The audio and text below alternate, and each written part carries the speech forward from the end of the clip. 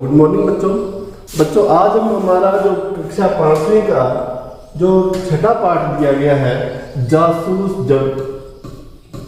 हम बात करेंगे जासूस जमील।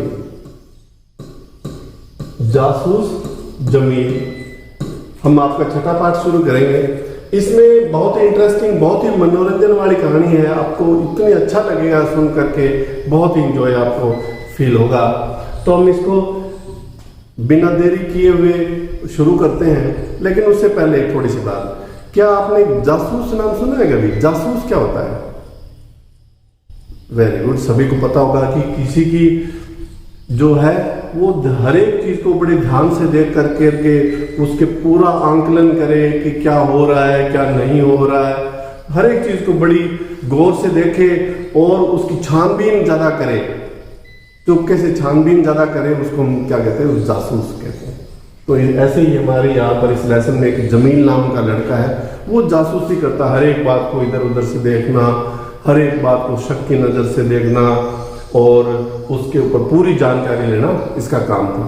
तो हम बात करते हैं बच्चों जासूस की। नाम तो उसका जमील था, पर जमील को जानने वाले उसे जासूस जमील कहते थे। लड़के का नाम जमील है लेकिन जासूस जमील कहते थे। जमील था भी जासूस किस्म का लड़का। उसके स्वभाव में शक करना, सांस लेने और खाने जैसा। उसका क्या था? जैसे खाना खाते हम, जितना शरीर के लिए वो जरूरी है, सांस लेना भी जरूरी है, इसी प्रकार कहता उसका ये काम भी उसके लिए बहुत ज्यादा जरूरी था। वह किसी पर भी किसी तरह का शक कर सकता था, किसी पर भी शक कर सकता था।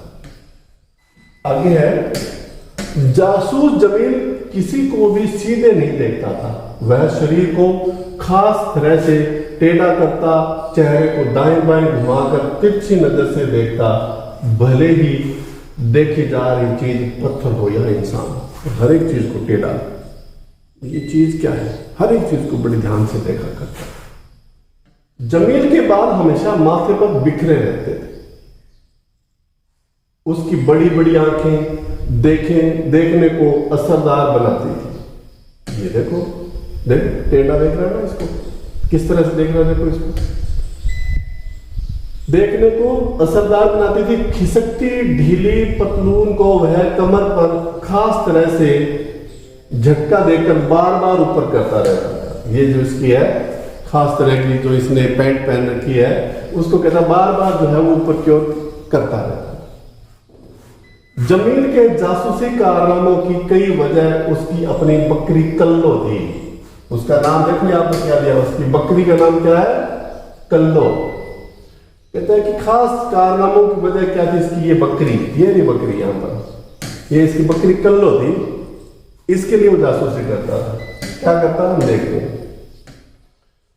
हुआ यह था कि कल्लो पिछले 2-3 सप्ताह से कम दूध दे रही थी। उसकी बकरी कल्लो जो है वो कम दूध दे रही थी। जमील को शक था कि कोई चोरी से कल्लो का दूध निकाल रहा है। जमील के शक की सुई नंदू पर थी। किस पर थी? नंदू पर। नंदू जमील का हम उम्र यानी उसकी उम्र का ही और पड़ोसी था। शक क्या था? अब शक कैसे हुआ उसको? शक का कारण यह था कि नंदू पहले से अधिक तंदुरुस्त हो गया था, थोड़ा मोटा हो गया था। जमील को लग रहा था कि नंदू बकरी का दूध पीने की वजह से तंदुरुस्त हुआ है। मोटा ताजा में बकरी का दूध पी करके हो गया ये। जमील को भूख सताने लगी, पर जासूसी के इस महान काम के लिए भूख और प्यास का बलिदान तो करना ही था। अब उसको था कि मेरे को भूख त्यागनी पड़ेगी और इसका पीछा करने पड़ेगा, ये क्या क्या करता है क्या नहीं करता है।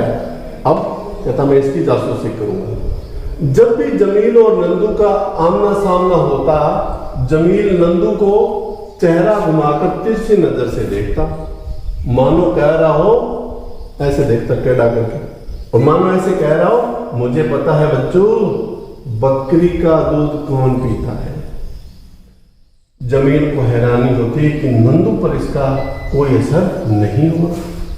जब भी नंदू को देखता बड़ी टेढ़ी नजर से देखता और मन ही मन सोचता, बेटा मुझे पता है तू मोटा ताजा कैसे हो गया है।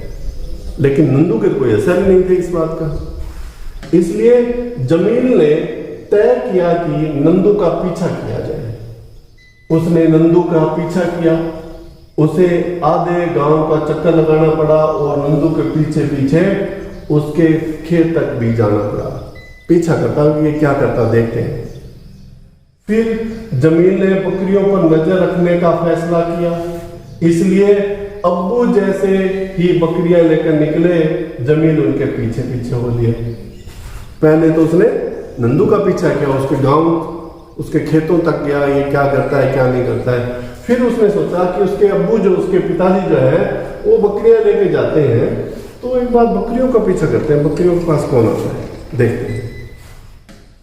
जमील के अब्बू जंगल पहुंचकर एक पीपल के नीचे बैठ गए। बकरियां साथ में हुई थी, पीपल के नीचे बैठ गए। कौन से पेड़ के नीचे? पीपल के नीचे। जमील पास के आम की आड़ में छिपकर बकरियों की निगरानी करने लगा। आपसे पूछे किसके नीचे छिप रहा था वो?